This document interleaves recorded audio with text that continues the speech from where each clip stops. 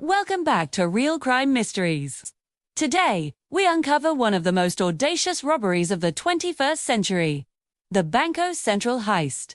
A robbery so daring, so meticulously planned, it's been called the Brazilian James Bond caper. But what made this heist truly remarkable was how close it came to being never caught. Let's dive in. Our story begins in 2005, a seemingly ordinary year until September rolled around.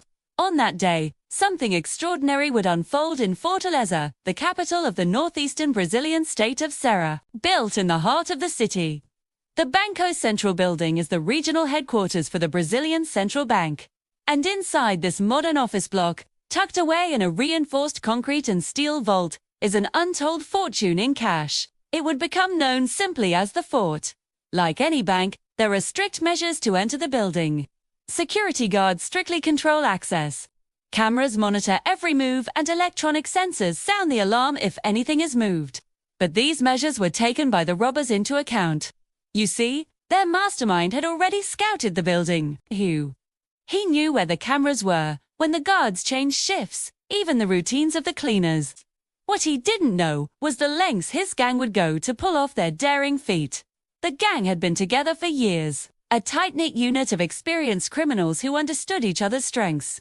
They had spent months observing the bank from a distance, studying its layout, guard patrols, and security systems.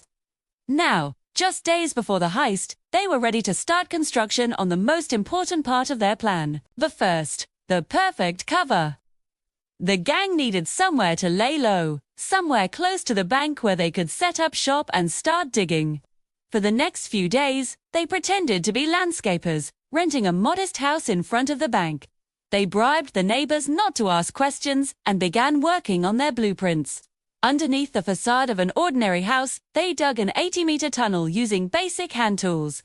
They worked tirelessly, shifting tons of dirt, all while pretending to be hardworking landscapers during the day. To make the job easier, they installed electric lights powered by generators, along with fans, to keep the air fresh, and pipes to carry away the dust. The walls were reinforced with wooden supports to prevent collapses, and a pulley system helped transport the dirt to the surface. As the weeks passed, the tunnel grew longer, inching them closer to their target. By early September, the tunnel was complete. It was time to put their plan into action. On Thursday, September, the gang left for work as usual. They acted casual, laughing, joking, paying no attention to the millions of dollars just meters away. They reached the end of the tunnel and entered the bank undetected. Here, they used hydraulic cutting machines to break into the vault. Moving swiftly and silently, they filled duffel bags with the Brazilian currency, the real faith. They packed as much as they could, knowing they had limited time. Then they zipped up the bags, grabbed as many as they could carry, and headed back to the tunnel. Moving through the darkness, they emerged near the old city center, far from the bank. Here, they stashed the bags and disappeared into the crowds. Over the next 2 days, they repeated the process, returning to the vault and filling more bags until they had amassed a staggering 3.5 tons of cash, equivalent to over $70 million. By Sunday evening, the gang was done. The money was moved and the only evidence of their crime was a small hole in the side of the vault. As the sun rose on Monday morning, the workers arrived at the bank to start their day. Little did they know they were about to stumble upon one of the biggest mysteries in Brazilian history. 1. The vault was opened, the alarms blared, the robbery was discovered, and soon the police were called. A massive investigation was launched, but it was too late. The gang was long gone, leaving behind a city full of clues and a nation in shock. What made this heist so remarkable was not just the audacity of the crime or the amount of money stolen, but the method employed by the robbers. They had planned and executed the heist with such precision that it took almost a week for investigators to realize the full extent of their operation. 2. How had they managed to dig a tunnel so close to their target without anyone noticing? How did they breach the vault without setting off any alarms? And most importantly, who were these people, and where did they go after the robbery? For the police, finding the tunnel was a stroke of luck. Workers had noticed a slight dip in the ground in front of the house, and when the dirt was removed, they found a manhole cover. Beneath it, the tunnel entrance. The discovery sent shockwaves through the city.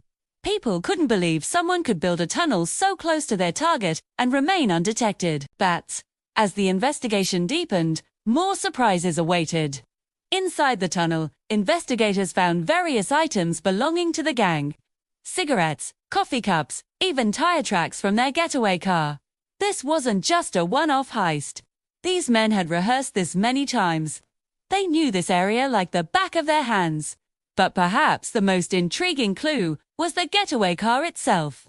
It was found abandoned a few blocks away from the bank. But what kind of vehicle did a bunch of criminals use to escape with millions of dollars? A pickup truck. They chose a nondescript, unassuming vehicle, the perfect getaway car for a group of daring thieves. As news of the heist spread, so did speculation about the gang and their leader, who was the mastermind behind this audacious crime. How did they manage to pull off such a daring heist, and where did all the money go?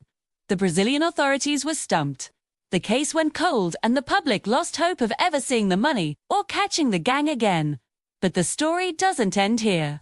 Years later, new leads emerged and investigators were able to piece together what happened to the gang. Some members were caught and sent to prison, others fled the country, but the mastermind remained at large. He was believed to have died in 2016, taking the secrets of the largest inland robbery in history with him. As for the money, only a fraction has been recovered. Some was spent on luxuries, cars, houses, even plastic surgery. Others stashed it away, believing they could one day return to claim it.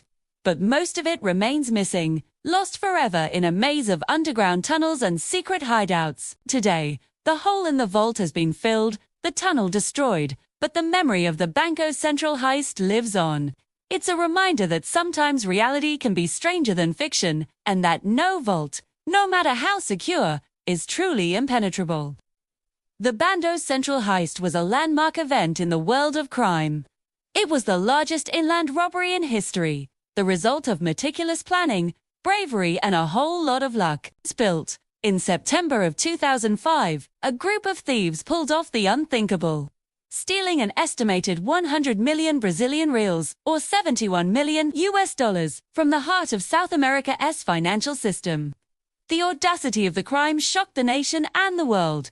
How a group of men had managed to dig an 80-meter tunnel right underneath a heavily guarded bank vault without being detected was beyond comprehension. It was a feat that seemed straight out of a Hollywood action movie. The story started with a group of seasoned criminals, led by a mastermind known only as the engineer. Cads spent months studying the bank's security system, laying the groundwork for what would become known as the Brazilian James Bond caper. The gang rented a house across from the bank, and using sophisticated equipment, they began excavating a tunnel 1.5 meters wide and 2 meters high. Working in shifts, they dug tirelessly through the hard-packed soil, creating a labyrinth of underground passageways, supported by wooden beams and equipped with electricity and ventilation. But the brilliance of the operation went beyond just the tunnel. The gang's leader was a step ahead of the security forces. He knew the routine of the guards, the blind spots of the surveillance cameras, even the schedule of the cleaners. It was a crime born out of preparation and patience. The heist itself was executed with military precision. The gang waited until Friday afternoon, when the bank's vault was less guarded, to begin their operation. They broke into the vault using hydraulic cutting machines, loaded duffel bags with the Brazilian currency, and returned to the tunnel, with a getaway car waiting nearby. They disappeared into the maze of underground passageways, leaving behind one of the biggest mysteries in Brazilian history. As the authorities began to investigate, they found themselves chasing shadows. The gang had vanished without a trace, leaving behind only a small hole in the vault and a trail of unanswered questions. In the aftermath of the robbery, the government took steps to improve the bank's security. The tunnel was filled and reinforced, the vault redesigned. But the damage to Brazil's financial system was immeasurable. The country was shaken to its core. As for the gang, their whereabouts remain a mystery. Some members were eventually caught and brought to justice, but the mastermind and his accomplices are still at large. They became folk heroes in some circles, their daring heist romanticized in books, movies, and TV shows.